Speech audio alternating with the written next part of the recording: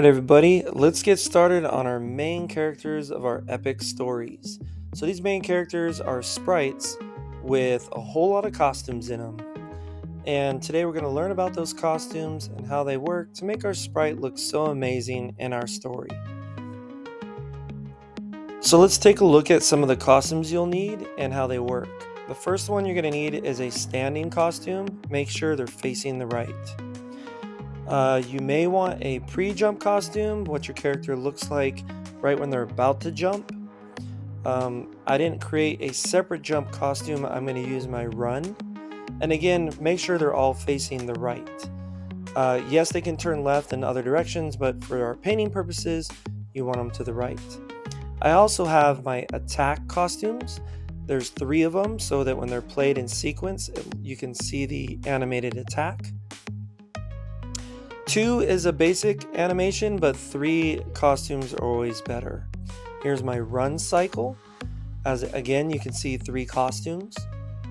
And again, this is like, I think, the minimum amount of costumes you can use to get a pretty smooth animation.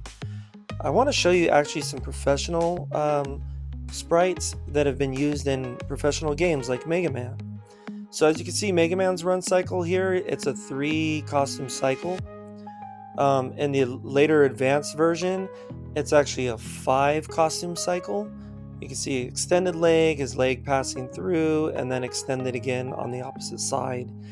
So if you Google different sprites, you're going to see all kinds of cool examples of standing, jumping, climbing, shooting, all these different actions, and it's a good way to kind of give you a reference of how to make sprites.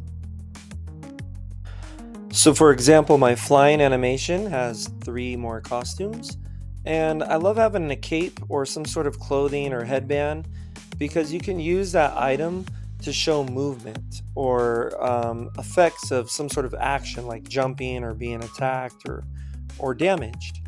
So here you can see his trunk and his cape is moving.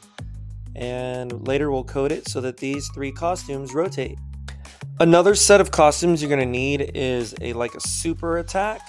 This is a 2 costume move for my character. He's got his charge and then his fire. And you're also going to need a power-up costume set. What does your character do, or what animation will we see when they receive a power-up? Mine's like, yeah, I'm powered up. So have fun with these costumes, and this is my ouch costume. He's like, ugh, when he gets damaged. So you'll see these in the starter pack. You can modify these, or you can basically start all over from scratch. But these are the basic costumes you're going to need for your main character. Another thing to keep in mind when designing your character sprites, your costumes, is the silhouette. So you see, if I put a box around my character, this is the whole width of my character, because Scratch is going to sense everything, the ear, the trunk, the feet. So if any part of the character gets touched by, let's say, an enemy or the ground, Scratch is going to recognize that this character got touched. So when designing your costumes, try not to have your limbs or other parts of the character like really extended out far away from the center of your character's body. Think compacted body, compacted silhouette. This is the hitbox sprite, and later we'll actually use our code to put our character in this hitbox rectangle. And Scratch will actually detect the hitbox rather than the character.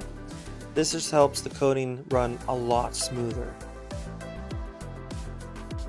Alright, so another key factor when designing your costumes is that I prefer to be in bitmap mode. This mode allows you to paint. So as you can see, it's a regular paintbrush and a regular eraser tool. If you're in vector mode, remember you're not actually painting, you're using all shapes. So I prefer bitmap mode for costumes, and also remember to zoom in. It's important to get those little details. Make sure to check out my other video on the difference between bitmap and vector painting. And that's about it. So have fun creating your awesome characters for your epic story. If you finish all your costumes for your hero, feel free to create a new sprite for your enemies and other characters in the game. Alright, see you soon.